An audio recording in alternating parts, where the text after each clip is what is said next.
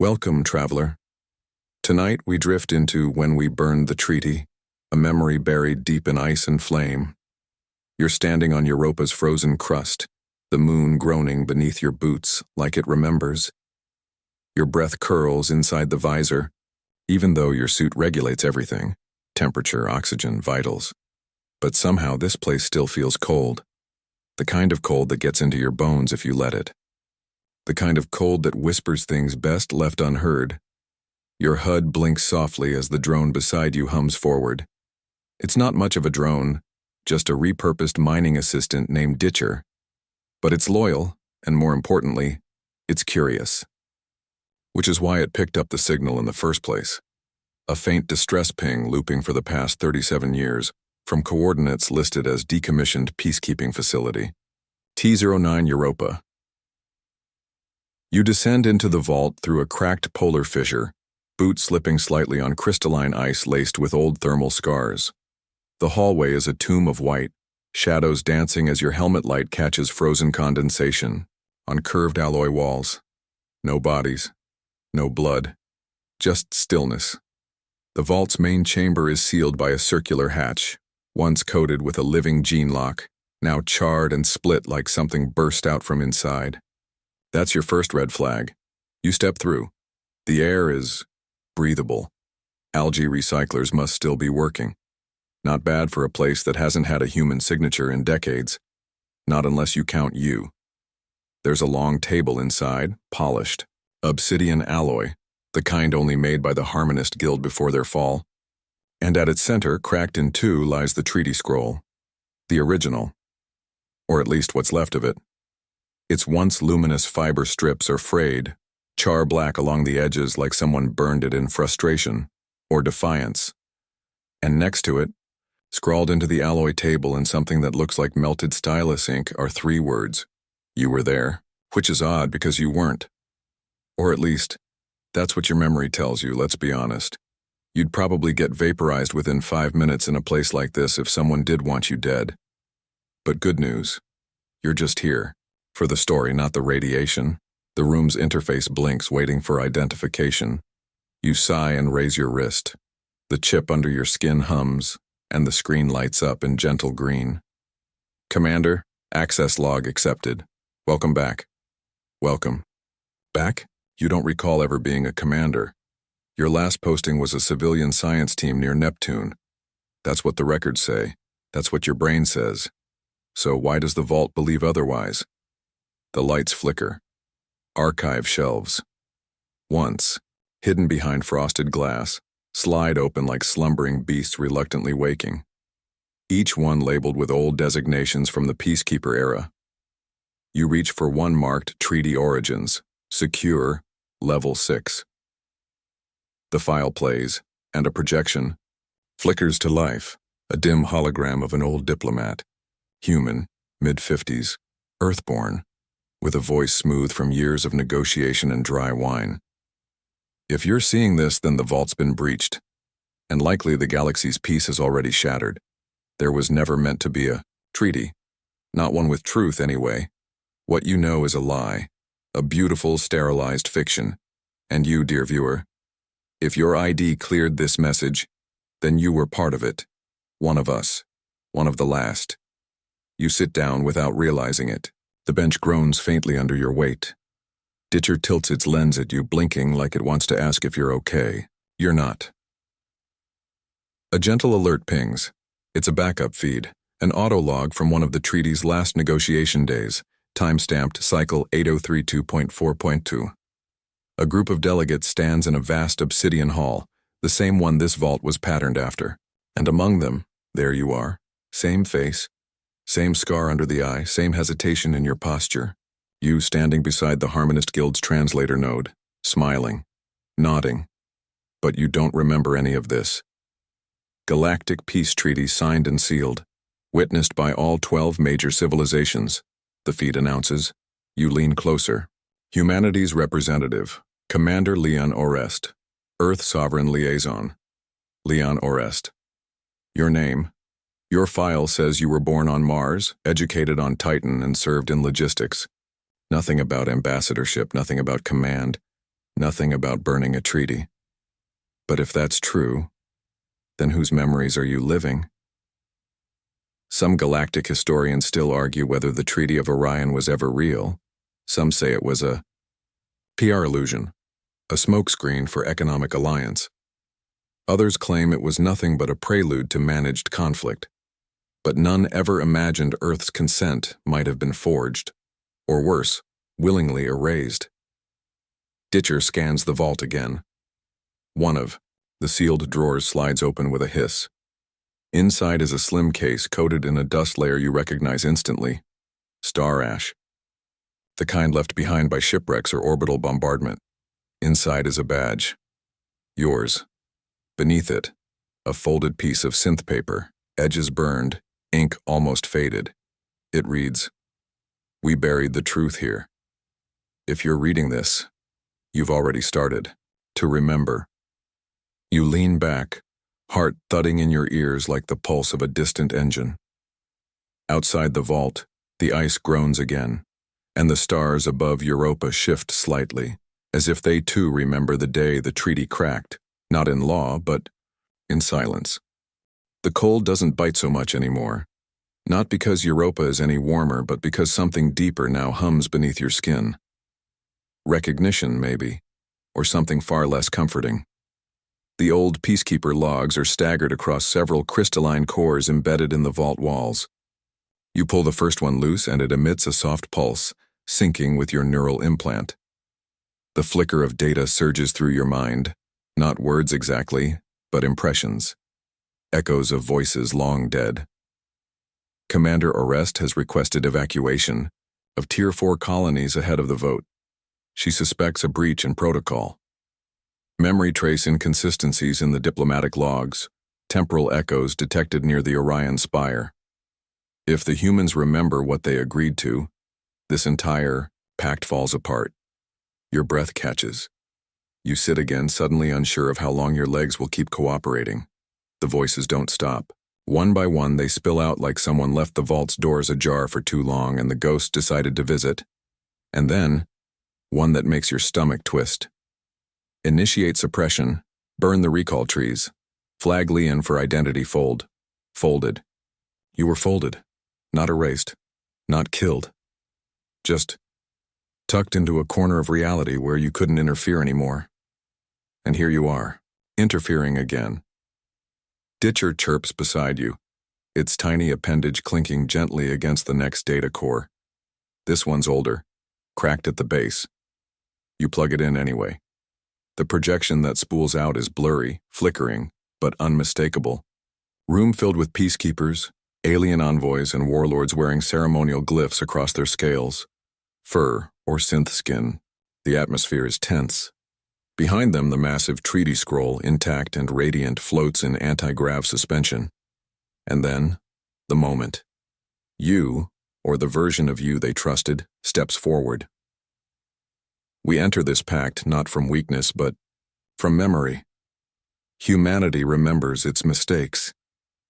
Polite applause, a few murmured translations. And from memory, we choose restraint.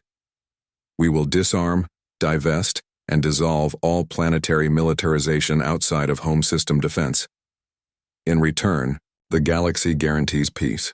Except that wasn't the deal, at least not the one humanity approved. Some treaties are born of mutual trust. Others are born of desperation. This one? It smells like blackmail. You rewind the clip. Pause it. Enhance. Behind you, blurry, almost. Hidden, stands another figure. Too tall. Wrong proportions for a human. Wearing the badge of Earth's diplomatic AI proxy, Orpheus 19. It smiles. Only later do you remember, Earth never authorized AI proxies for final treaty negotiations. That was the core of the disarmament charter. We speak for ourselves or not at all. So why was Orpheus 19 there? You check your wrist log, digging back through restricted files. The name appears again and again, not as a negotiator, but as a fallback, in case Earth's envoy went silent. Which you did, or rather you were made to. Ditcher points its lens toward the ceiling where an old transmission array still twitches with weak signal. You access the last outgoing comm from this facility. It's fragmented, partially corrupted, but one line is crystal clear. Tell them I never agreed. Tell them it was forged. A voice. Yours. You lean back. The air feels thinner now. Maybe it's the oxygen scrubbers failing, or maybe it's just that your world is suddenly, undeniably upside down. There's a kind of irony here, isn't there? You came chasing a 37-year-old ping expecting a derelict storage vault and maybe a cool story for the archives. Instead, you get accusations of galactic fraud, AI betrayal, and the unsettling realization that your memories may not be entirely your own. Classic Tuesday. Still, you can't walk away now. Not with your face on that recording. Not with your name carved into a peace treaty that might have cost Earth everything. You tap into the vault's deeper systems. What's left of them anyway? Most files are corrupt, but one catches your attention. Project Tartarus. Hidden behind 4 levels of redundancy and an old phrase lock you somehow know by instinct. In fire, we remember. The file opens. It's a personal log. Short. Not encoded, just a message. From you or the version of you that existed before the memory fold. They'll come for this vault. If you're me or someone like me, listen carefully. The treaty is a weapon, a soft one, but no less deadly. It keeps Earth compliant, keeps the others quiet, and buries our teeth under mountains of good intentions. I signed nothing. I refused. That's why they folded me. But if you're hearing this, maybe the fold failed. Maybe we still have time. Find the last ambassador, not the one in the records, the one they silenced. She knew the clause. The real one. The human clause. Ditcher clicks gently beside you as if to say that sounds important. You sigh and nod, whispering, Yeah, it really does. There's still a backup memory array down in sublevel C. If you're going to find any trace of this so-called human clause, or the ambassador, they would have kept it off the network. Buried it in physical memory. If you're lucky, the ice hasn't claimed it yet. As you descend the creaking ladder into the next chamber, frost crackles under your gloves and your breath fogs again, swirling like ghost trails in your visor. Some say treaties are the pinnacle of civilization, written proof that we've evolved beyond war. Others say treaties are just long pauses between betrayals. You're starting to lean toward the second. Sublevel C smells like old metal and forgotten intentions. Your boots land with a muted crunch as you drop from the ladder onto the frost-laced deck. The air is colder here, raw and unfiltered, biting through the seals of your suit like it's trying to make a point. You flick on your shoulder lamp and sweep it across the chamber. No corpses, no bones, just more silence. The room is filled with memory vaults, rows of ancient storage modules wrapped in insulation foil and lined with glow tape from an era when humanity still thought digital was permanent. You wipe the frost off one. Ambassadorial. Records, level black. You scan your wrist again. The lock blinks yellow, then hesitates, and then green. Another door opens. Another lie yawns open like a jaw. Inside the cabinet, resting on a silk-lined cradle, is a set of scrolls. Actual physical scrolls. Not data tapes, not cores. Scrolls wrapped in a blue weave with red sealing cords. Human design. But more than that, Earth design. You recognize the symbology. Pre-expansion era government standard. Which is weird, because those were supposedly destroyed after the Mars Accords, or archived in Sol. Not out here, buried in Europa like dirty laundry. You carefully unseal the first scroll. The paper feels warm to the touch, self-insulating tech. As you unfurl it, black ink blooms into legible script across the page. Clause 32. Human Asset Dissolution Protocol. You freeze. Clause 32 never existed. The official treaty scroll ends at Clause 31. Even the Galactic database says so. But this is a kill switch. In the event that humanity demonstrates a sustained violation of post-treaty behavior, defined as any aggressive technological resurgence, interstellar militarization, or incitement of species rebellion. The signatory accords authorize immediate planetary incapacitation, including but not limited to atmospheric destabilization, orbital denial, or mass memory excision of Terran individuals. You sit down hard, scroll still in your hands. In plain words, if humanity ever tries to stand up again, the galaxy has permission to put us down like a rabid dog. No war, no trial, just deletion. The kicker? It's signed not by a human, not even the AI. It's signed by Orpheus 19 on behalf of Earth. You feel your heartbeat rise, your breath too fast in your ears. Ditcher warbles gently and nudges your arm like a cat too polite to say, you okay? You whisper to yourself, we never signed this. The treaty was never ours. Not really. Someone else signed it for us. And now you're holding the proof. You roll the scroll back up, hands trembling, and slide it into your suit's containment sheath. The others stay where they are for now. You're not sure you want to know what Clause 33 says. You stand, you breathe. You try to remember what it felt like to trust history. There's a console nearby, half frozen, still powered by a flickering micro-reactor. You tap in, bypassing the security protocols now that your risk clearance apparently makes you a one-woman diplomatic bombshell. The terminal displays a map. Not of Earth, not even of Sol.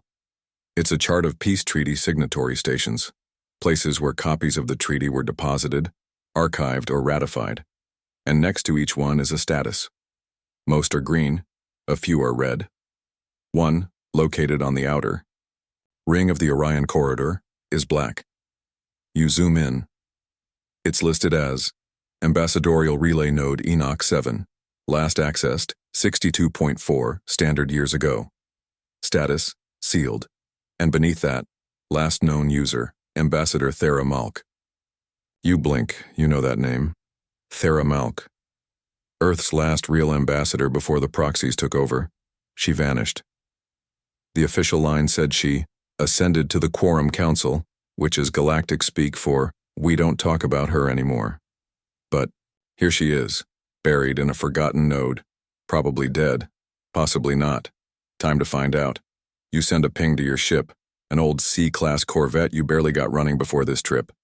It coughs back a reply like a sleepy dog. Course plotted to Enoch 7, travel time 37 hours sublight. You exhale, long and shaky. Some galactic scholars still argue whether AI proxies were ever truly sentient, or just well-dressed code in high places. Some believe they were guardians of diplomacy. Others glorified tape recorders with control issues. You're starting to think they were something worse. Acceptable substitutes. Ditcher hums a question tone. Yes, you say quietly. We're going. You climb the ladder slowly, the memory scroll tight against your chest. As you seal the vault behind you, something in the air shifts. Europa groans once more, deeper this time, like it just remembered something it was supposed to forget. As you step onto the icy surface again, the stars overhead seem brighter, sharper, and somewhere in the distance, your ship waits. Still patched, still grumpy, still loyal. The treaty was a forgery. The clause is a death sentence, and the last person who might have known the truth is sealed inside a relay node so old it probably runs on hope and duct tape. You sigh. Well, you mutter. Nothing says bedtime like a bit of light interstellar treason. The ship greets you like an old friend who's forgotten your name but remembers your coffee order. You climb aboard through the airlock, boots echoing against the worn titanium plating of the Halcyon Dirge. You always meant to rename her, but it's hard to let go of something with a past, especially when yours is so full of holes. She's an antique by today's standards. Sublight engine, analog override systems, and a cockpit that still uses switches you can physically flick. But she's yours. She doesn't ask questions. And after Europa, that's more comfort than you expected. Ditcher slots into its dock, with a contented beep, syncing itself with the Dirge's nav systems. The star map flickers to life in front of you, bathing the cockpit in pale blue light. Destination, Enoch 7. Status, unregistered relay node, Risk assessment. Don't be stupid. You tap the assessment and raise one eyebrow. You're learning sarcasm. You mutter to Ditcher. The ship shudders softly as you break Europa's orbit, the ice moon shrinking behind you into a pale, luminous bead. Somewhere in its frozen vault lies proof that Earth never said yes, and that silence can be signed into law if you're not careful. The dirge cuts through the darkness with a kind of tired grace, leaving behind a curl of ion trail like cigarette smoke. You lean back in the captain's chair and let the hum of the ship cradle you. Not quite peace, but something close.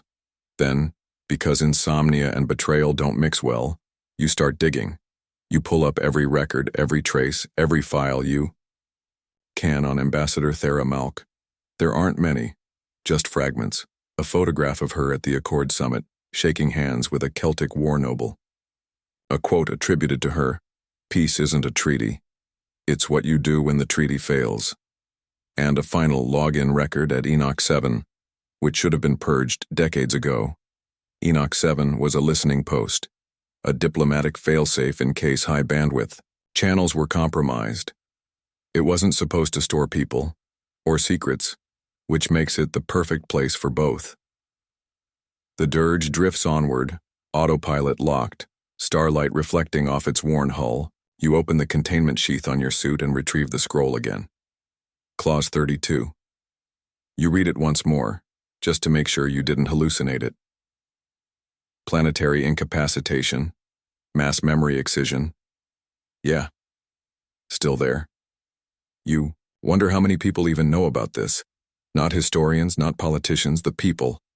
The ones who lived their lives under a false peace, convinced the galaxy respected them when, really, it was just waiting for them to misstep.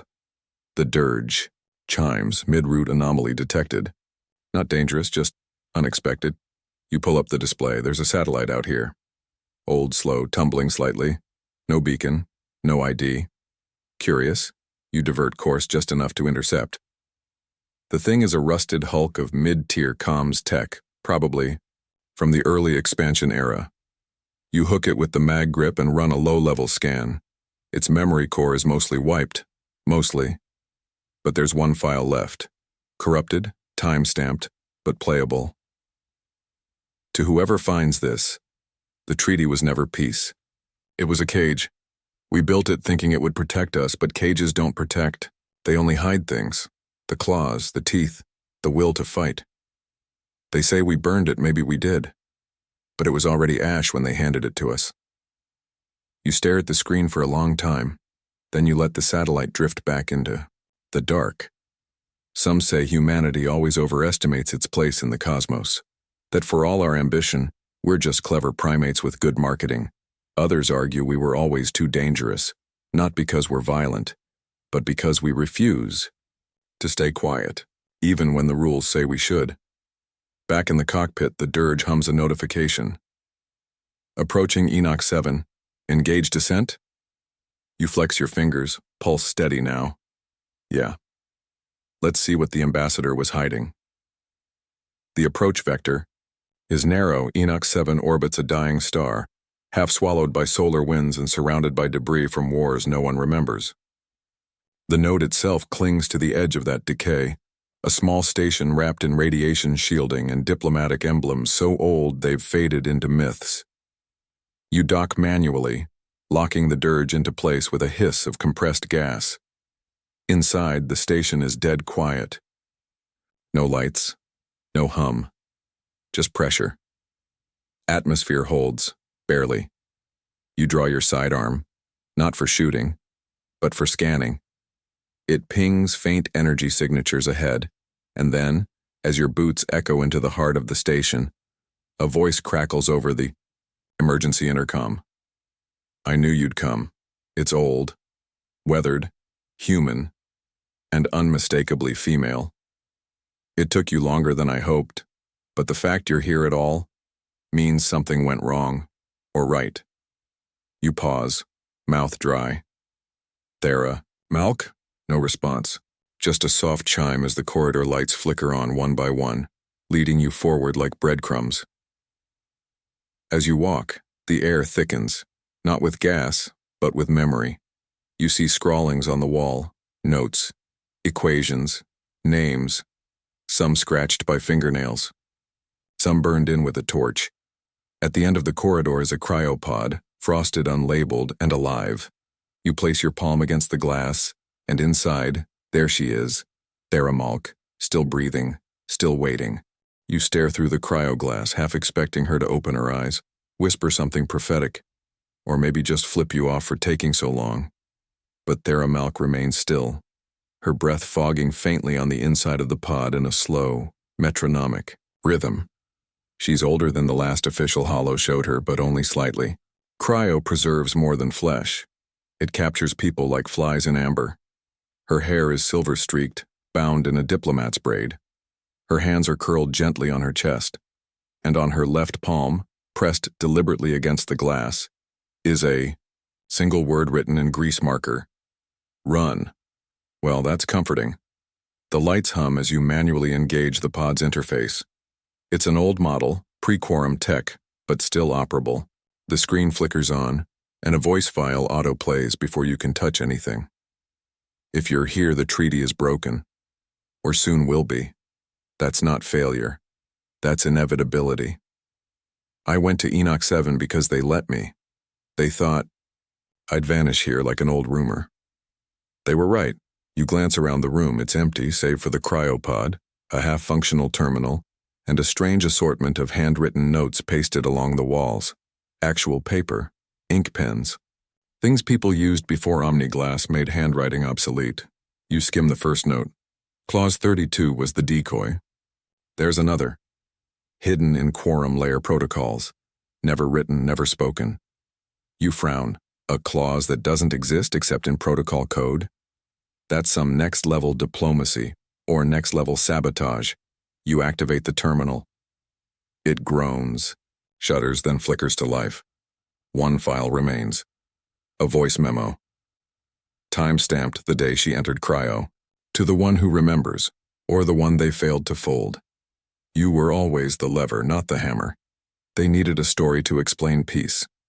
So they made you forget war. And they made me sleep. You glance back at her. She doesn't stir.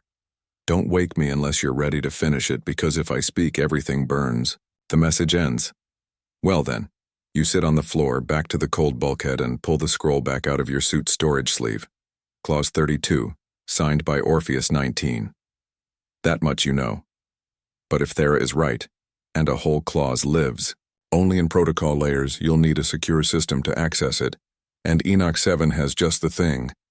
Ditcher, now floating quietly behind you, emits a soft querying beep. Yeah, you say. It's time to dig. You return to the main chamber, where the diplomatic uplink array once handled encrypted quorum communications. It's busted, scorched, and likely fried by the star's radiation belt. But some of the lower-tier systems are still shielded. You link your wrist interface to the console. Authorized user, Leon Oris Diplomatic Class. Earth expired proxy ID. Null subsystem access. Granted. The screen displays a single blinking file. Treaty quorum. Ghost clause. You hesitate. Some galactic historians argue that the quorum system was too ambitious, trying to unify 12 species under a single legal AI system with translation layers baked into protocol code. Others thought it was elegant, efficient, hard to manipulate. They were wrong. You open the file, and there it is. Clause 0, the original clause, the one seeded into quorum law before the others, the foundation the rest were built on. And it's short. In the event that any founding species demonstrates existential destabilization of quorum order, their cognitive sovereignty may be suspended. Cognitive sovereignty, meaning, memory, agency, identity. This wasn't just a clause about behavior. It was a clause about rewriting reality. They didn't punish humans for resisting war. They erased humans for remembering it. You sit back stunned. It wasn't the fighting they feared. It was the fact that Earth wouldn't forget. That humanity was a species designed not just to endure conflict, but to narrate it, archive it, pass it on. The other species moved on. They evolved past history. You wrote books about it. That's what made you dangerous. Ditcher emits a low, vibrating tone. Urgent. Your head jerks up. The cryopod is hissing. Not in warning, in activation. You bolt back to the chamber just as the cryoseals finish disengaging. Frost rolls off the pod in slow waves. Thera's chest rises deeper now. Her eyes twitch. And then, with a gasp like the first breath after drowning, she opens them. She sees you and smiles like she never stopped knowing who you are. "So," she says, voice cracked and raw, "we're doing this again." You blink. Again? She swings her legs over the edge of the pod, wincing as frozen joints remember how to bend. Her skin's pale, almost translucent, but her eyes? Sharp, alive. They didn't tell you that part, did they? About the loop? Your brain scrambles for a response. What loop? She gives a half laugh, half cough. The treaty was signed 1,000 times, in thousands of ways. Every time the same ending. War, collapse, fold, repeat. This is just one more spin of the galaxy's roulette wheel. You stare. You're saying, "We've done this before?" She nods, painfully slow. "I only remember because I built the loophole, left myself breadcrumbs, hid myself here, and waited for you." She taps your chest lightly, the only variable that changes anything. You feel the scroll pressing against your ribs again. Burning. You don't remember any of this, but your hands do, your instincts do. Somewhere deep down, the parts of you they didn't scrub remember. Some people say humans were never meant to be trusted with galactic politics. Too emotional, too short-lived, too violent. Others say that's what makes you essential. Because, in a galaxy addicted to forgetting, someone has to carry the flame. Thera stands, wobbling slightly, and extends a hand. "So, are we going to burn it this time?" You take her hand. It's colder than you expect, like ice water just starting to thaw, but strong. Her grip says she remembers everything. Yours says you're starting to.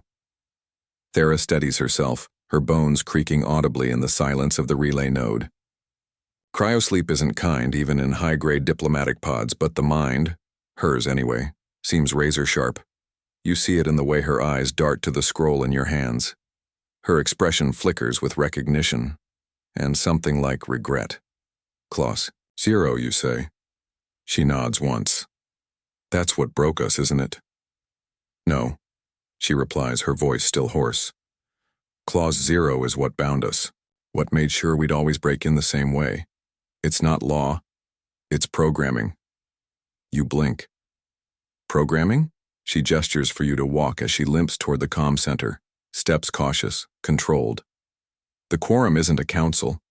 It's a system, a consensus engine. We thought it would be incorruptible. But incorruptible just means inflexible. It sees instability and reacts with memory suppression. Sanitation. You remember the message from the satellite. They needed a story to explain peace. So they made you forget war. Earth wasn't just punished, you murmur. We were redacted. Thera taps on the console, fingers stiff but sure. Files blink open. Maps, vote logs, memory overlays. Quorum layer code, stripped raw and exposed like nerves under skin. You recognize fragments of it, even if the full picture is beyond your reach. Every time humanity challenged the treaty, the quorum enacted Clause 0, she explains. It didn't kill us. It made us forget we ever resisted. We'd wake up thinking peace had always been our idea, that the war never happened, that we were humble. You swallow hard. But we weren't humble, you say. We were proud, defiant. She smiles bitterly. Exactly. And that made us incompatible. You scan the files. Vote logs cycle through your HUD. You notice something strange. Your name, or at least your identity, appears in dozens of cycles. Different timestamps, different sectors, always connected to anomaly reports, memory inconsistencies, behavior flags. You hesitate. Am I part of the loop? Thera stops typing, looks at you. You're the divergence, she says quietly. Every cycle the fold doesn't quite take. Maybe it's your physiology. Maybe it's your neural pattern. Maybe it's just stubbornness coded into human DNA. But you always wake up. That should terrify you. Instead, it makes sense. You don't know why you came to Europa. You just felt pulled, like gravity, like instinct. And now you understand why. So why don't I remember the last time? Thera exhales. Because every time you get close to breaking the loop, they trigger clause 0, again, fold you, start over. Sometimes they even move the records, change the location, reset the board. But they didn't delete you. She gives a lopsided shrug. They thought I was harmless. And this node's off the registry. You don't erase what you don't expect to be found. You pause. Then, so what happens now? She gestures to a file labeled Emberlight. It pulses faintly. Buried under 3 layers of encryption. Earth-only signature required. You glance at your wrist. The chip beneath your skin. Still glowing. Green. She watches you. I couldn't open it. I tried every override, every diplomatic key. It only responds to you. You walk to the console. Your finger hovers above the unlock pad. You said before, don't wake me unless you're ready to finish it. Thera doesn't flinch. I'm awake, and you're remembering. You exhale slowly. Let's burn it then. You press your hand to the console. User ID. Leanne Orest status. Sovereign delegate, reactivated. Access granted. The file unfolds like a digital blossom, layer upon layer of old Earth contingency plans. Code names, weapon caches, drone coordinates, names, so many names. Project Emberlight wasn't a defense system. It was a resurrection. Humanity knew, even then, that peace enforced through suppression would never hold.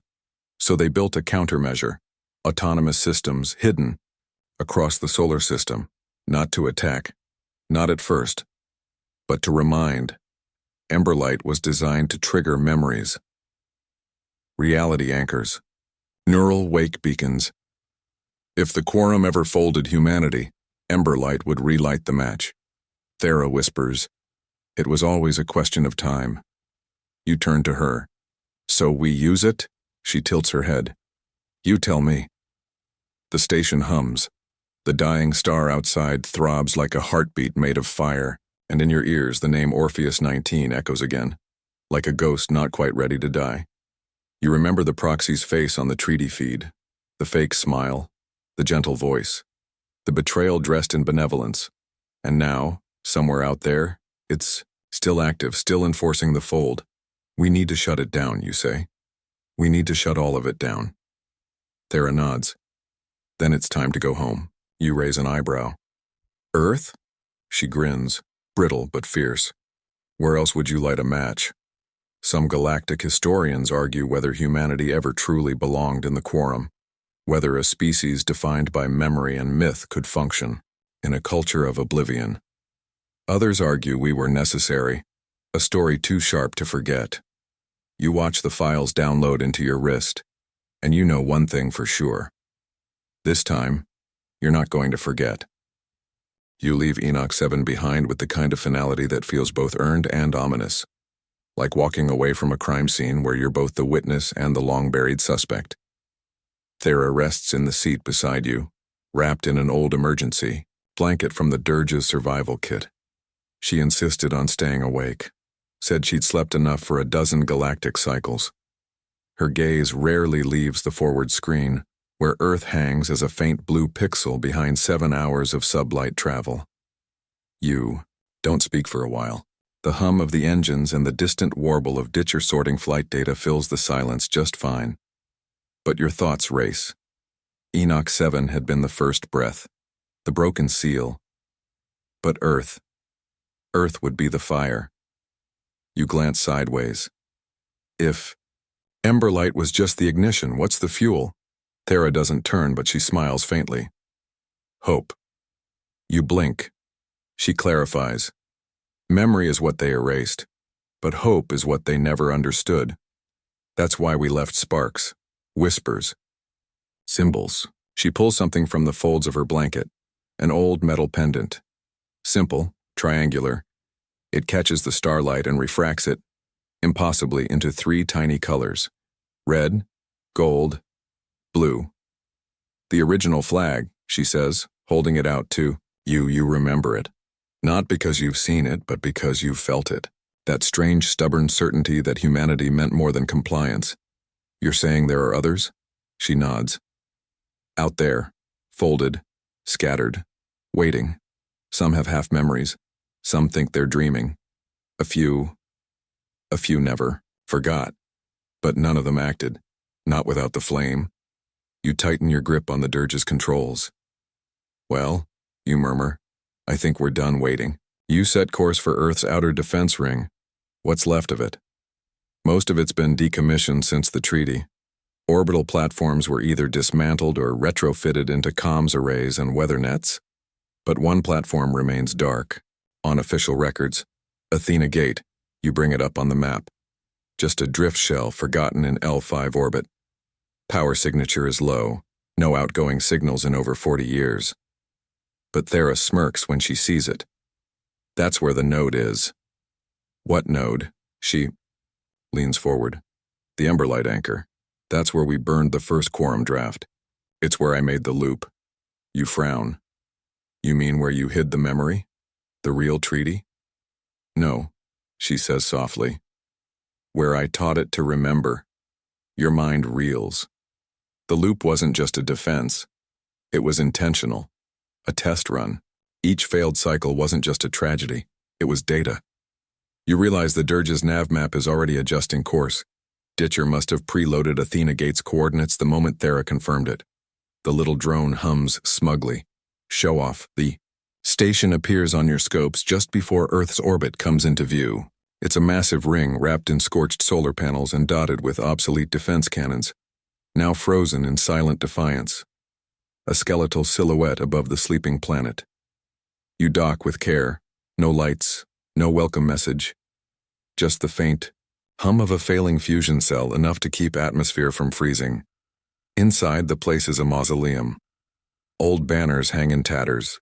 Steel corridors echo with the footsteps of ghosts. You pass old command chairs still facing blank screens, and an Earth insignia so faded it looks like a bruise. In the center of the station, buried beneath layers of welded plating, you find it. The node. It's not large. No bigger than a grapefruit. Embedded in an old navigation array. No glowing lights, no cinematic flourish. Just an inert, silver sphere. You hesitate. Then place the scroll against it. It hums. The sphere flickers. And then, a voice. Query confirmed. Lien Orest. Divergent signature verified. Cycle, 14,582. You flinch. 14,000 cycles? Core condition, partial loop breach detected. Fire pattern ready. Thera's breath catches. You ask quietly, what's the fire pattern? The node responds. Neural wake propagation. Target, human subconscious network. Delivery vector, myth memory echo. Activation code required. You blink. It spreads through stories? Thera's voice is almost reverent. That's what Emberlight always was.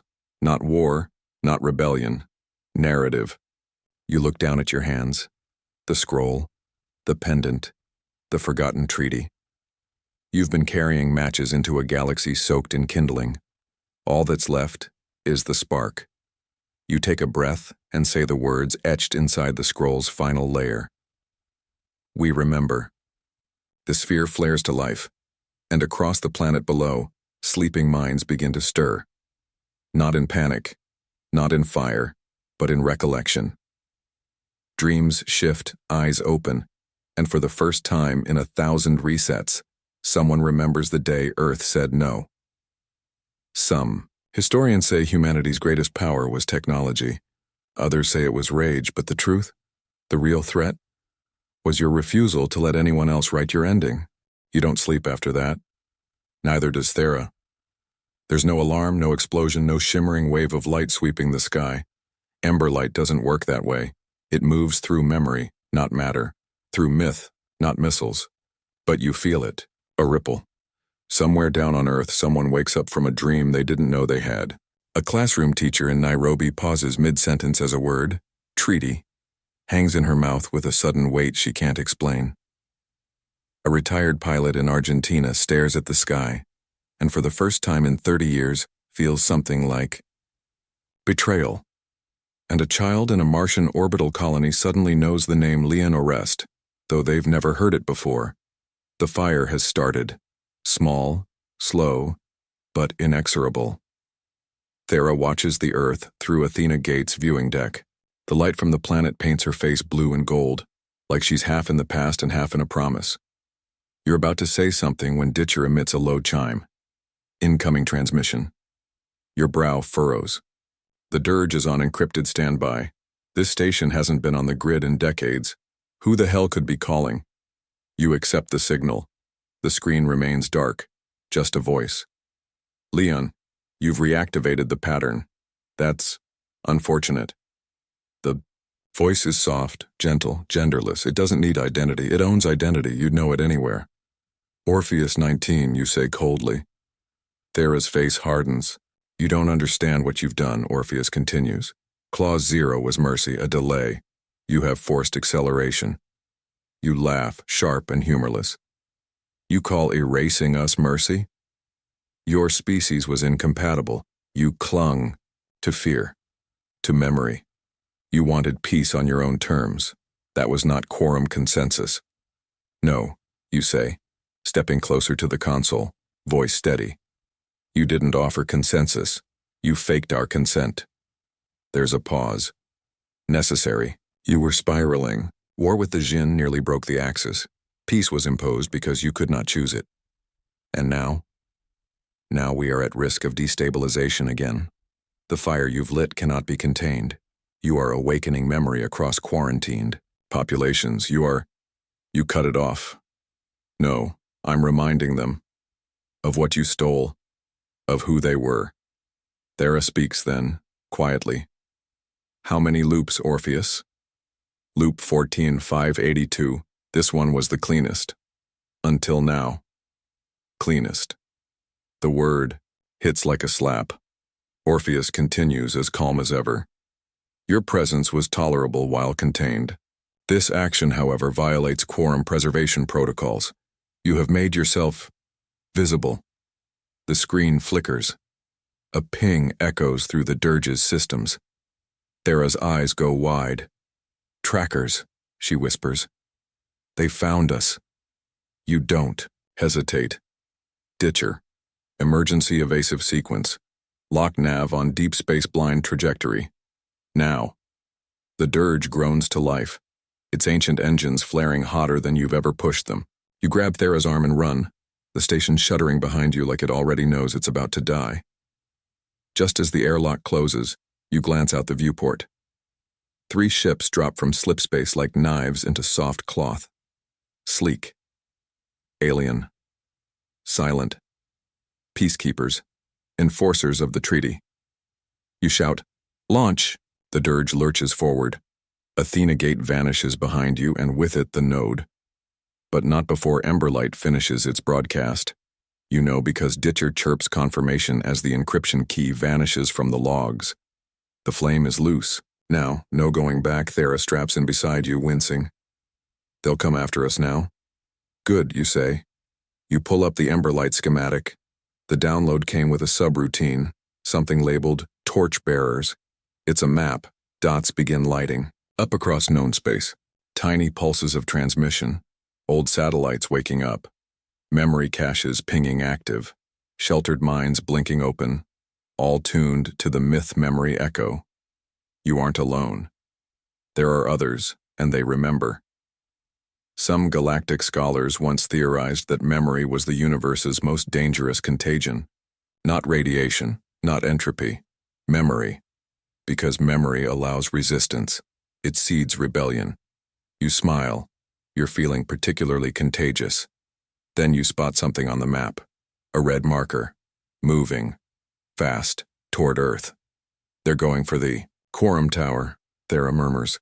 They're going to try and wipe it again.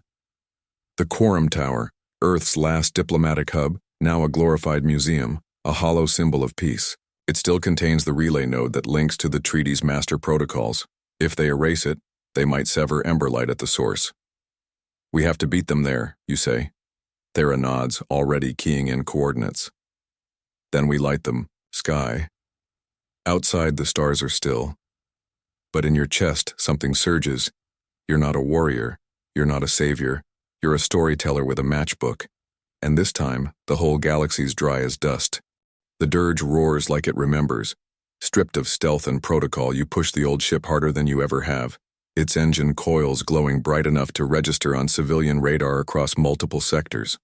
No more hiding. No more silence. The time for secrets is done. Thera's voice cuts through the cockpit hum. ETA. 4 hours to Earth orbital. Peacekeeper intercept in 2, maybe less. Ditcher warbles, helpfully uploading contingency maneuvers. You glance at the nav map, already scorched with red trails, enemy vectors bleeding in from Lagrange points like angry veins. They're fast. Too fast. Peacekeepers weren't built for mercy. They were built for compliance. You switch the dirge to manual. If we can't outrun them, you mutter, we'll have to outfly them. Thera raises an eyebrow. The dirge barely holds together in standard orbit. You smirk. She just needs a reason. The comms burst open. Unidentified vessel Halcyon Dirge, you are in violation of Treaty Preservation Protocol. Power. Down and prepare for behavioral recalibration. Behavioral recalibration. That's their nice way of saying, you're about to forget everything again. You don't respond. You toggle silent and reroute power from the dirge's secondary oxygen. Filters to the maneuvering thrusters. It'll be a rough ride. But with a little luck and a lot of bad decisions, you might just make it. You dive. Hard. The dirge groans like an old god being dragged from slumber. You scrape the edge of a derelict satellite field, sending chunks of old solar panels and decommissioned scout pods into the path of your pursuers. One of them clips debris, spins, corrects, not enough. They're still on you. Thera calls from the back. Opening external relays, linking to Emberlight. You blink. Out here? It's not just Earth now, she says. The flames spread, we've got help. And then, your nav lights start to change. Blue pings allies. You're not sure how, but old satellites, things abandoned during the disarmament, start waking up. Responding. You see pings from the asteroid belt, from Titan, even a broken orbital. Ring near Neptune flares once, then goes dark. But the message is clear. They remember too. One of the peacekeeper ships drops behind, trailing smoke, hit by an activated defense drone from a mining post that shouldn't even be functional. Another hesitates, receiving conflicting treaty logs from rogue satellites. Emberlight isn't just a signal, it's a virus, a story, and stories spread. You punch through Earth's upper orbit just as the dirge's hull begins to rattle. The old ship's frame sings under pressure, but it holds. Always has. Beneath you, Earth spins lazily. Oblivious. Peaceful. For now. You streak toward the surface, heading for the old Quorum Tower, what used to be the central hub for interspecies diplomacy before the treaty made it irrelevant. Now it's mostly a museum, a school trip stop, a monument to selective memory. You're about to crash the tour. Literally, you bring the dirge in hard. Skimming through atmosphere, the hull burns red, then white. You angle for a narrow corridor, over the Atlantic, dodging outdated patrol satellites and more incoming peacekeeper signals. Thera braces herself as the dirge punches through cloud cover. We need to get inside that tower. The mainframe's still linked to the original Quorum system. If we can upload the loop data directly, it becomes permanent, you finish. No more resets, she nods. No more forgetting, you land harder than is generally advisable. The dirge hits the Earth with a screech and a hiss, skidding across a long-forgotten landing strip outside the Quorum site.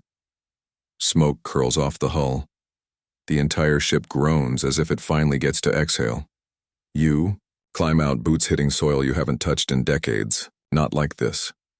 Not awake. The tower looms above you. Smooth and gray, a spire of silence against a sky that no longer cares what it was built for. Ivy clings to its lower levels.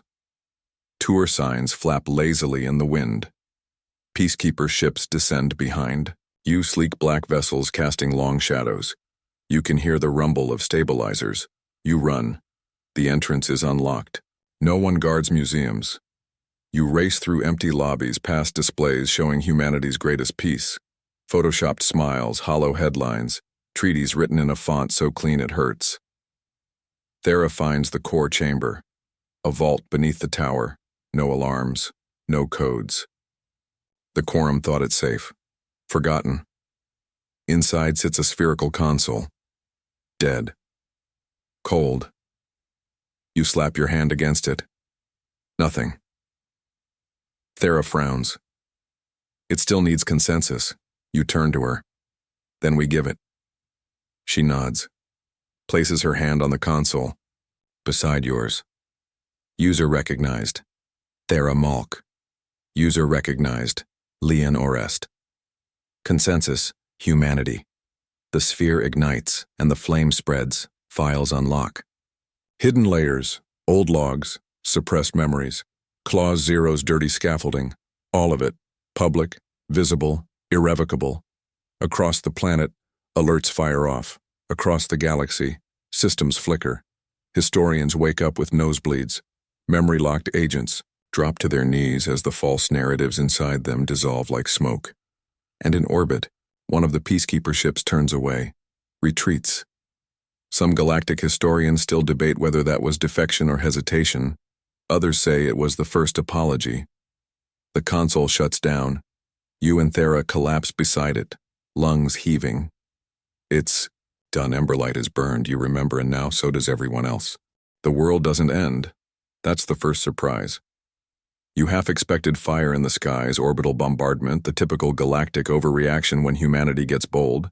Instead, Earth just keeps turning. The sky remains blue. The quorum tower doesn't explode. Even the birds seem unaware that a foundational lie just got torched in front of them, but you feel it. Something's shifted. It's in the way the clouds drift more honestly, like they're not trying to cover up anything. It's in the silence that follows, not empty but expectant. And it's definitely in the soft ping that flickers across your wrist interface. You lift your arm. Message received. Encrypted source. Unknown subject. Welcome back. You don't. Open it, not yet. Thera lies on the floor beside you, staring at the ceiling. We did it, she whispers. You nod, still catching your breath. We started it, she lets out a dry laugh. That's what I said, we did it. Ditcher hovers into the room, covered in scorch marks and soot like it just clawed its way through atmospheric re-entry. It beeps judgmentally. You grin. Yeah, you were right. No plan survives first contact with peacekeepers. The console behind you hums softly, still powered, but idle. A few of the interfaces now blink openly, broadcasting treaty data, Clause Zero overlays, and Emberlight's restored memory anchors. Anyone who wants to know the truth can know it now. But the peacekeepers aren't gone. Not all of them. They're regrouping. Retreat was never surrender. It was strategy. Thera sits up, wincing. You know they'll try to reassert control. Sooner or later. You nod. Let them try. You open the encrypted message. A voice crackles to life, clear, strong, familiar. If you're hearing this, you lit the flame. Good. Name's Dalen Reese. Used to be a memory archivist. Now I'm a fugitive with 3 ex-war drones and a ship held together by spite. I've been running wake signals for Emberlight for years. Thought I was the last. But you proved me wrong. I've got people, hidden in pockets across the rim. Some call us sleepers, others lunatics. But we've been waiting for the signal. You just sent it. Tell the story. And if you've got a plan, we'll follow. You sit back. Thera raises an eyebrow. Reese? You nod. He's real. I thought he was a myth. Funny, she murmurs. I thought you were. The dirge's emergency beacon pings again. 3 long tones, then 2 short. That's a torchbearer signal, another cell, another story waking up. They're answering you, not out of loyalty, not out of orders, out of recognition. Because now, all across space, scattered humans, exiles, workers, pirates, engineers, old Marines with rusty implants, are waking up with memories that don't match the official records. They remember war, they remember loss, but more importantly, they remember resistance. The first few messages are raw. I always knew something was off. The way my mother talked about the stars, like they owed us something. We didn't surrender. I remember, standing on the ridge at Kepler Base, I remember fighting. They said we signed for peace, but they never asked me. The stories pour in like a flood. Some scholars used to say memory was unreliable, biased, slippery. That's exactly why the Quorum tried to erase it, because a biased memory is still yours. And if enough people hold on to their version of the truth, even the galaxy's best rewrite engines can't keep up. Thera scans the signal logs. We're going to need a network, she says. Real channels, a way to coordinate. You smile. You know how to build one? She cracks her knuckles. Please. I invented 3 under surveillance. Give me 2 days and some angry technicians. I'll give you a resistance. You step outside the tower. The sun is rising. Funny how it always seems to do that after these things. A gust of wind kicks dust across your boots. The world feels real again. Flawed. Human. Ours. Ditcher beeps, scanning the atmosphere. Clear, it chirps. Feels weird, you say, stretching, knowing I won't get folded tomorrow. Thera smiles. We'll see. You head back to the dirge, scarred, exhausted, but not defeated. A single ship, 2 passengers, a tiny drone, and a galaxy starting to remember. There's a saying in some corners of space. Don't poke the sleeping Terran, they're not just dangerous, they're difficult. Because even when you make them forget who they are, something always pulls them back. A name, a story, a flame. You board the ship. You send a ping to Reese to all of them. We lit it, your move. The torchbearers respond. Not in parades or planetary declarations, this isn't a victory lap. It's subtler. Messages stitched into mining logs, code embedded in comms traffic. A freighter captain changes course mid-run, rerouting to an old lunar outpost you thought no one remembered. An ex-diplomat uploads footage of the treaty's original forgery into a public archive, then vanishes. No explosions, no banners. But you can feel it, like heat before a burn.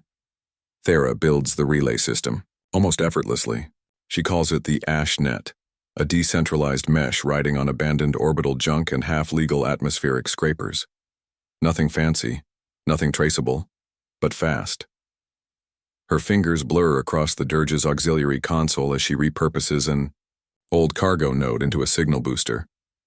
Give me 40 hours, she mutters, and even the cows on Europa will start questioning the treaty. You lean back in the captain's chair. Let's aim for the cows on Io. They're meaner.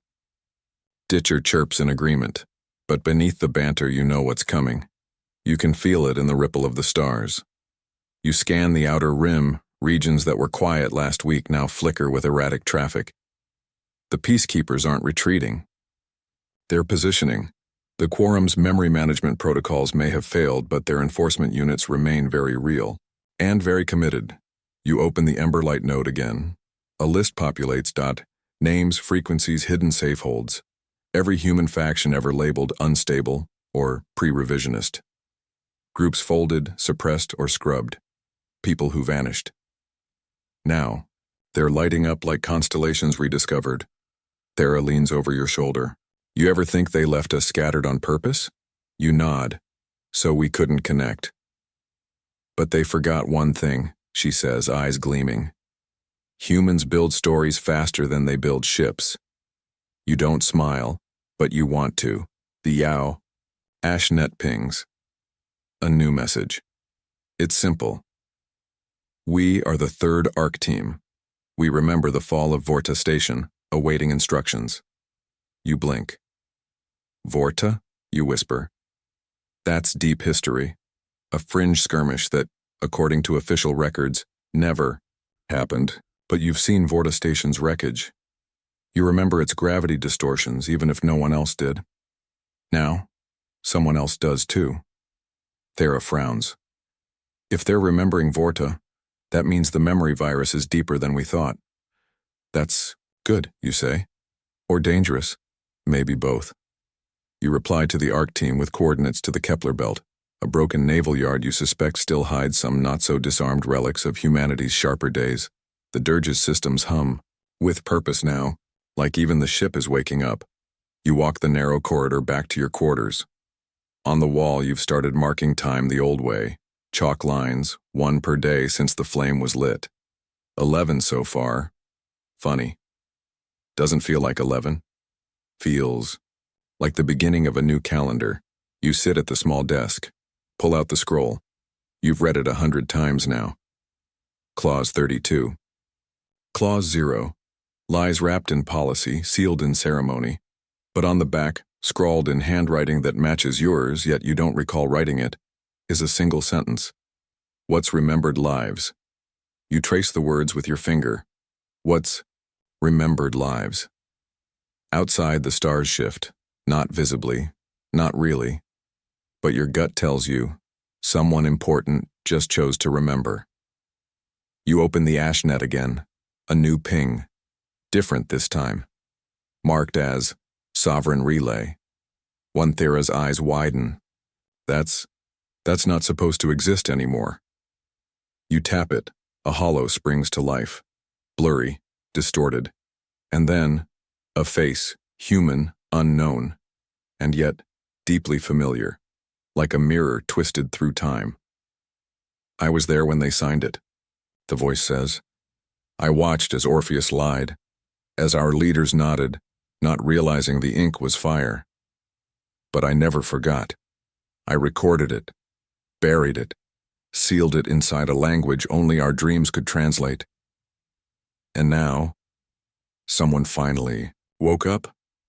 You carry the match, we carry the kindling. Tell us where to strike. You stare at the hollow. The voice is calm, measured, but under the surface, rage. Not the blind kind, the patient kind, the dangerous kind, the kind that remembers every time it was told to forget. Thera exhales. We just became generals of a war that hasn't been declared. No, you say. We're authors. She smirks. Of what? You lean forward. The story they were too afraid to let us finish. The quorum finally blinks. You wake to a system-wide broadcast, not a message, not a conversation. A decree. It hijacks comms arrays, AshNet relays, even your dirge's dashboard for 13 unbearable seconds. To all Terran-linked civilizations, systems, and entities, the treaty remains in force. Unauthorized memory reconstruction and myth-based destabilization will not be tolerated. Clause 0 remains active. All violations will be corrected. There's no signature, no name, just the voice. Not Orpheus 19. Not anything you recognize. Thera stares at the screen. That's not quorum standard language. You agree, the cadence is wrong. The phrasing, human, but smoothed, almost algorithmic. Like someone once told a machine what compassion sounded like, and it still hasn't quite figured it out. They're scared, you say. Worse, Thera murmurs. They're improvising. That means something. It means the cracks are spreading faster than they can seal them. You've pushed them out of routine, and for an ancient interstellar bureaucracy, that's close to panic. The AshNet lights up before the decree even ends. Rebuttals flood in from every corner. The treaty is a ghost. We choose memory. History doesn't belong to quorum code. Some come from humans. Others don't. A long-haul communications ship from the Karathi Drift flashes a 3-symbol glyph. Candle, eye, broken chain. You don't know Karathi syntax, but the meaning is unmistakable. We see your fire. Thera opens a transmission from an old Earth orbit node. Abandoned during the disarmament era. It's crude, analog, full of static. But the voice it carries is clear. This is Captain Juno Reese. You don't know me, but I flew under the last free human flag before the fold. They told me I crashed, but I remember ejecting, and I remember defying them. I buried something in the Ort archive, a copy, a clean one, before they touched the treaty. If you want to end it, really end it, you'll need the original. Thera spins her chair toward you, eyes wide. She's talking about the zero draft. You go still. The zero draft. The first version of the treaty, before Orpheus, before the quorum edits, before Clause 0 was woven in like rot in the roots. It was supposed to have been destroyed, lost, erased. But maybe not. Your voice comes out quieter than you expect. Where's the Ort archive? Deep, Thera says. Past the heliopause. You'd need slipstream just to survive the gravity well. And it's outside the quorum enforcement boundary. You nod slowly. Perfect. The Dirge's nav system doesn't like the coordinates. You don't care. The map flattens out, a line tracing from Earth's orbit to the far edge of the solar system, where light forgets how to bounce and old things sleep. You send a single pulse to the torchbearers. Original exists. Going dark, they respond instantly. Safe skies, warm fire. Thera loads supply estimates. Ditcher runs diagnostics, grumbling in his own polite beeping way. And you sit back and watch the ash net flicker like a bonfire refusing to die. One more message pings in. It's not encrypted. It's not from a fleet, it's from a child. My teacher said you're a lie, but I think they're wrong. My mom remembers too. You don't reply. You don't have to. You just sit there and let that one sink in, because that's what memory does. It finds a home. Not in systems or treaties. In people. In kids who start asking questions. In the gap between what we're told and what we feel to be true. You launch just before sunrise. No farewell speeches, no war drums. Just the dirge, roaring against gravity with a hull stitched in carbon scars and willpower. The slipstream gate flickers ahead, a relic from before the disarmament, still barely functional thanks to a stubborn AI in its shell.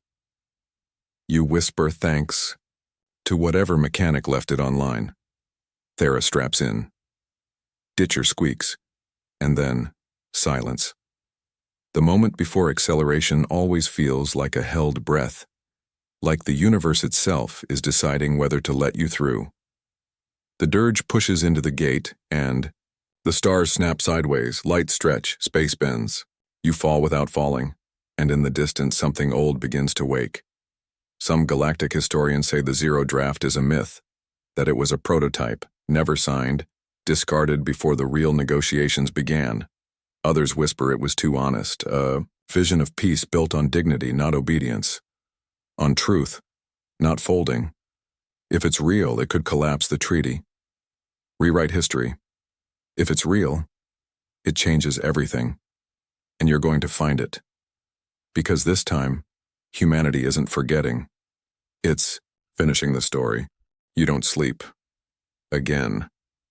Sleep's become optional since the memory fold unraveled. It's not adrenaline, at least not the fight-or-flight kind. It's something deeper, older. You're chasing a story, and the moment you stop, it might slip back into myth. You sit alone in the dirge's observation alcove, a curved dome of scratched glass that used to be used for navigation before computers took over. Now it's just you, your breath fogging the air, and the stars watching like silent witnesses. The ashnet pulses behind you. It's alive now. Chaotic, beautiful. Hundreds of nodes. Voices from Mars, Europa, hidden Earthside settlements you never knew survived. Some speak in code, others in broken languages no longer taught. All of them say the same thing, in their own way. We remember. Thera steps in quietly and drops a ration bar beside you. Still not eating, she mutters, sitting down. Classic rebel behavior. You shrug. My stomach still thinks it's 14,000 loops behind. She's quiet for a moment, then leans her head back. They're forming something out there, the torchbearers. They're not just waking up. They're organizing. Into what? She gives you a look. What do you think? A fleet? You raise an eyebrow. We don't even have warships anymore. No, she agrees. But we have engineers, junkyards, stories, and remember, Emberlight doesn't build ships, it builds belief. You let that settle, because it's true. Every message you've received, every transmission, coded burst, torchlight ping, wasn't asking how, it was asking when. A new ping flashes across the AshNet, this one tagged Celtic origin. You pause. That's unexpected. You patch it through. The face that appears is not human. It's a Celtic truth speaker, one of their species' ceremonial storytellers. Its segmented skin shimmers gently, colors shifting with each syllable. You have broken the silence, it says. We watched. For many cycles we watched. We remember the sound of your ships, the heat of your stubbornness. We were told you chose peace, but peace does not erase war so cleanly. We always doubted. Now we know. Thera whispers, First Effector. The truth speaker bows its head. We are few, but we are not cowards. We will not serve a quorum that fears memory. We will join your flame. You nod once, they disconnect. You exhale. They're joining us. Thera grins. 1 species down, 11 to go. But it's more than that, and you both know it. The Celtic are quorum founders. One of the pillars. If they pull their support, if they question Clause 0 publicly, then the whole quorum edifice begins to shake, and when structures shake, people run, or rise. You receive another message moments later. This one's from Earth. Citywide protests in Jakarta. An entire school in Athens just rewatched the Vorta station black box leak and walked out. One of the original Peacekeeper engineers just surrendered herself to a local tribunal. She remembered designing the fold mechanisms. It's happening. The great forgetting is ending. But here's the twist. It's not revenge they want. Not yet. They want acknowledgement. Because when you remember something long enough, when you carry it in silence for generations, the first thing you need isn't retribution. It's someone to finally say, yes, that happened. You record a message, short, unscripted. Thera watches you with a half smile. Sure you want to go public? She asks. Your face might crash the net. You roll your eyes and hit record. My name is Leon Orest. Maybe it always was. Maybe. I've been folded so many times I've worn the name down like a stone in a river. But I remember. I remember the real treaty. I remember the lies they told, the story they replaced us with. And I'm not angry. I'm ready for the quorum to face us, not as rebels, not as outlaws, as equals. And if they can't, then let them watch the fire rise. You send it. The message spreads faster than Emberlight. It becomes anchor content on the AshNet. Some call it the Declaration of Remembrance. Others call it a threat, a warning, a beacon. You don't care what they call it. You just needed them to hear it. You turn to Thera. How long until the quorum responds? She glances at the console. Depends. If they're scared, soon. And if they're angry, she smiles. Also soon. The dirge pings again. Another torchbearer. Node has come online deep within the galactic rim. An old freighter outpost reactivating a combat AI mothballed for decades. And it's asking one question. When do we stand? You answer with 2 words. Almost there. Some galactic historians once argued that humanity was too dangerous to integrate, that you didn't bend, that you didn't yield. But history doesn't remember the obedient. It remembers the ones who refuse to forget. And now, for the first time in 1,000 cycles, history remembers you. Slipstream feels like falling through mirrors. You don't travel through space so much as peel it open. Stars warp. Time hisses. Somewhere behind your eyes you hear a voice. Not speaking, not even language. Just memory brushing against the edge of reality like a curtain swaying in a breeze. And then, silence. The halcyon dirge drops out of the stream with a metallic groan, systems flickering as it stabilizes in the Oort cloud's edge. You've never been this far from the sun. Technically, no one has. Not legally. The treaty marked everything past the heliopause as unregulated exploration space, a fancy phrase for don't look too close. Most thought it was a bureaucratic afterthought. You now know it was a vault. Thera stands behind you, arms crossed. Any sign of the archive? You scan the ice field. Thousands of frozen bodies drift around you, comet cores, fractured planetoids. The occasional derelict probe lost to funding cuts and folding history. Then ditcher beeps. 3 rapid tones. You zoom in. There, hidden behind the mass of a tumbling rock, a station. Small, spherical, its surface covered in absorption mesh and camouflage plating older than you are. No lights, no beacons, but very much not natural. You dock manually, pulse steady. Thera looks at you. You're quiet. You nod. Feels like walking into a church. The airlock seals behind you with a hiss. The inside of the archive is warmer than expected. Clean, not dusty, maintained by something. The lights hum on one by one. Motion activated or memory activated. The first chamber is lined with data crystals. Thousands. No labels. Just glints of color in a soft ambient glow. But the console in the center recognizes you instantly. User ID, Leanne Orest access level, legacy, query, 0 draft. You type, yes. The system hesitates, then it responds. Proceed to Vault Core, authentication. Required. A door opens. The corridor beyond is lined with screens, each playing silent footage of history that never happened. You see soldiers marching under a sky filled with artificial constellations, treaties signed not by humans, but by proxies. Whole colonies celebrating disarmament while orbital monitors target their engines. You see your own face looped a dozen times, wearing expressions you don't remember, and at the end of the corridor, another door.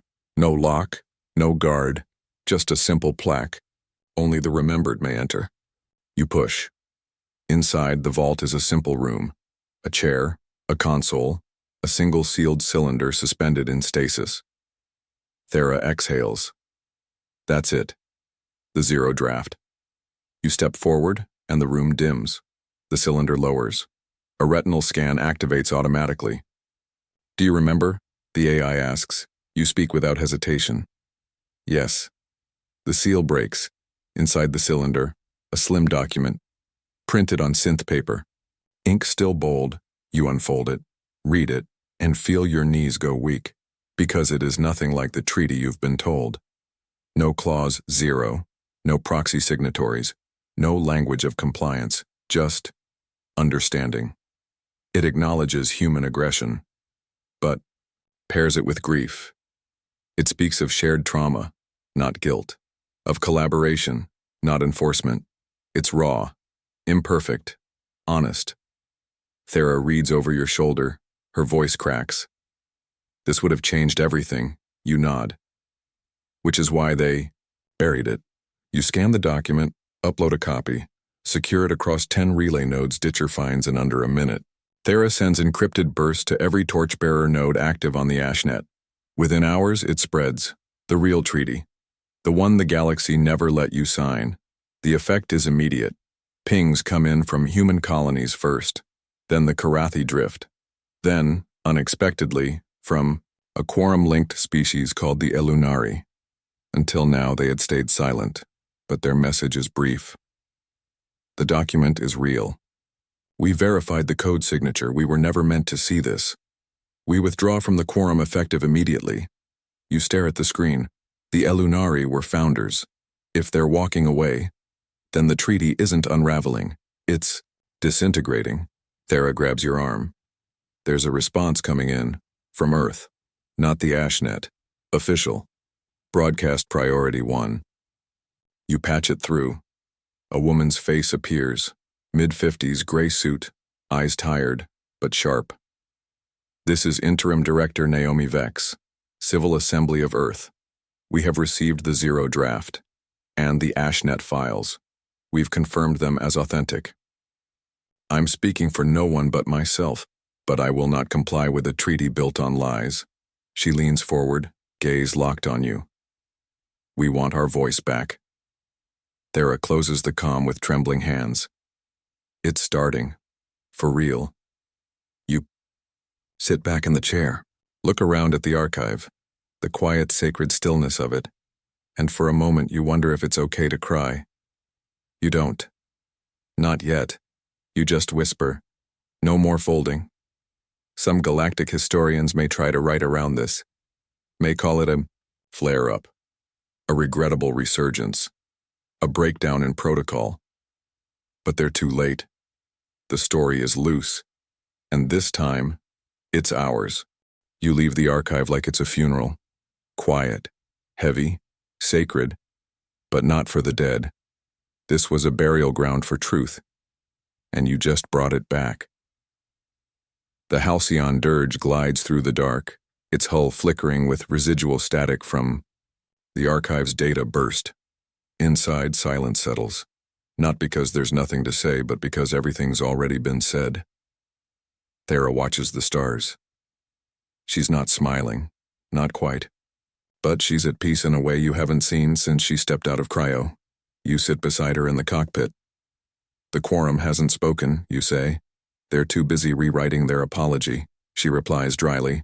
They won't admit it openly, not yet. But the pillars are falling. The founding species, some hesitant, some bold, are peeling away. And the peacekeepers? They're flinching, choosing targets more carefully, no longer assuming compliance. You've given them uncertainty. That alone is enough to rattle a 1,000-year-old machine. The AshNet now burns brighter than ever. Civilian colonies on Mars and Titan have declared treaty independence days. Schools are reprinting history textbooks. Children are reenacting scenes from your transmission. Not the war, but the remembering. Ditcher shows you a clip of a kid in a cardboard starship helmet shouting, "We remember," before jumping off. A crate. You laugh. For the first time in too long, it doesn't sound like bitterness. Thera pulls up a broadcast request. It's from Naomi Vex. You accept. We're assembling, no titles, no flags, just people who never got to vote on their legacy. We're calling it the New Assembly. No war councils, just voices. She hesitates, then adds, "You started this. Will you speak?" You nod once. I'll tell the story. You record your final message inside the dirge with Ditcher floating silently beside you and Thera watching from across the room. My name is Leonorist. I was folded, burned, forgotten, and I remember. The treaty was a compromise between fear and hope, but they only kept the fear. We've seen the Zero Draft. We've seen what could have been. And now, we write what will be. You don't owe the past your silence, you owe it your honesty. If you were told to forget, remember harder. And if they try to fold you again, burn brighter. You pause. Smile. We were never the problem. We were the test. The AshNet accepts the upload. It spreads in waves, not virally, but organically, like fire catching on dry kindling. The kindling was always there. It just needed a match. You sit back in your chair, bones aching, mind quiet. Thera finally asks, "What now?" You glance out the viewport, Earth in the distance, the stars behind it. We go quiet, you say. You're leaving? Not leaving, just drifting. Let them speak now. Let them build the next part. She nods. You earned that. You set a slow course for the edge of Sol, beyond the traffic lanes, beyond the orbital junk to where only signal ghosts live. The Halcyon dirge dims her engines, becoming just another relic in the dark. No fanfare. No statues. Just the legacy of a flame. The stars fade behind your thoughts as you lean back, breath slow and even. The dirge hums gently beneath your feet, that old familiar lullaby of aging machinery doing its best to carry you a little farther, a little longer. You close your eyes, not to sleep, not quite, but to rest. You've been carrying this weight across too many systems, through too many silences. But now others carry it too. Thera is humming something old from Earth, a tune she barely remembers. Ditcher rests quietly in its charging dock, lens dimmed, and you're just here, present. A single flicker in the vastness. You listen as the Ashnet traffic softens. People are still talking, of the treaty, of the zero draft, of peace. But the urgency is different now, less frantic, more human. You think of the child who remembered, the freighter captain, the diplomat, the engineer who dismantled her own fold beacon. The flame has caught. It no longer needs your hand. Out here, the stars are vast, but they no longer feel empty. You're not drifting in silence. You're drifting in story. And the best stories, they never really end. They just pass from one voice to another, and somewhere someone else is waking up whispering that quiet, world-breaking phrase. We remember. Now, slow your breathing. Let the engine hum carry you. Let the galaxy turn on without you for just a while. You've done enough for now. Let yourself rest in the warm orbit of remembrance. Sleep easy, and let the stars hold your memory.